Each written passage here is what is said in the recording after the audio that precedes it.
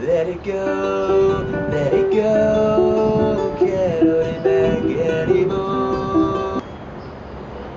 Hi, my name is Algor Productions, and I'm gonna tell you a story. So, we've been living in this apartment for about 10 years now, say, give or take a few. I used to always play down there with my second floor neighbors. There's a field down there. We'd always play late into the night, way after we're still down there playing soccer or basketball or whatever it was we were doing. As a child, I was very scared of the dark. I don't know about you, but I had a lot of phobias. One of them was the dark. And I always had to walk back up the apartment by myself. And one of the freakiest things for me as a child was waiting in the entranceway. Door locked. I can't get into my house. Parents on the inside, I'm on the outside. It's dark all around. I can't see anything. I don't know any of these switches. I can't turn anything on. So, whenever the door was locked, I would often get into a panic frenzy state where I would pound and I would try to bash the door in using my fists, which sounded pretty terrifying. So one night, very late, it was dark outside. We'd been playing for many hours that day. I was scared, okay? It was dark. I couldn't see a thing. The elevator was taking a while. So I took the stairs. And I ran as fast as I could up those stairs. It took me a while longer. Usually it's pretty quick, ground floor to fourth. This time though, I was exhausted. I got to the top, I was panting, I was huffing and puffing, I was ready to blow out down.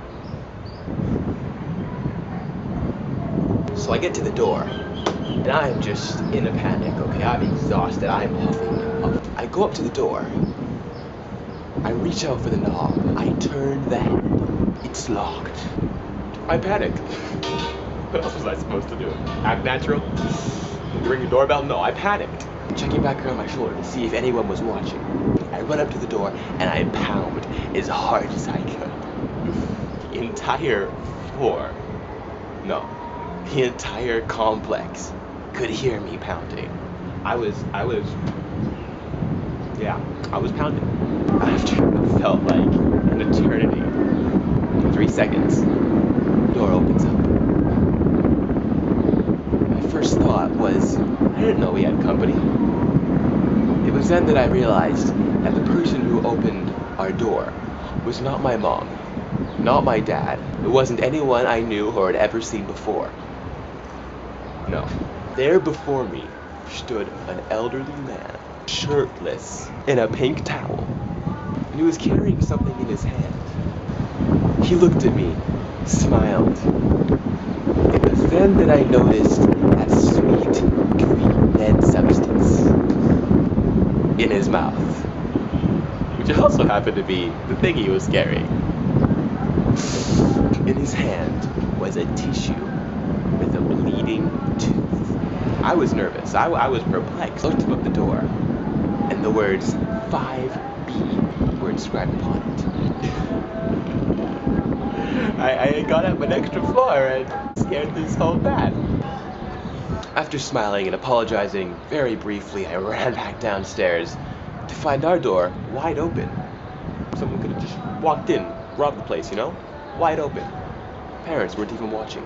It wasn't until later that I realized what most likely happened is this elderly man was taking a shower. When I went in to gently knock on his door, it startled him. He slips, he falls in the shower, knocks out his tooth, his pearly white, comes running to the door with a bleeding tooth and a towel on, soaking wet, mouth covered in that red gooey substance.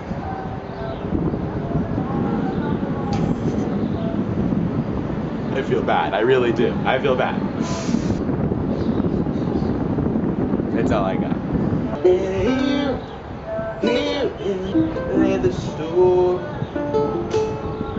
and here I stand, and here I stay. Let the store rage on. Cold never bothered me anyway.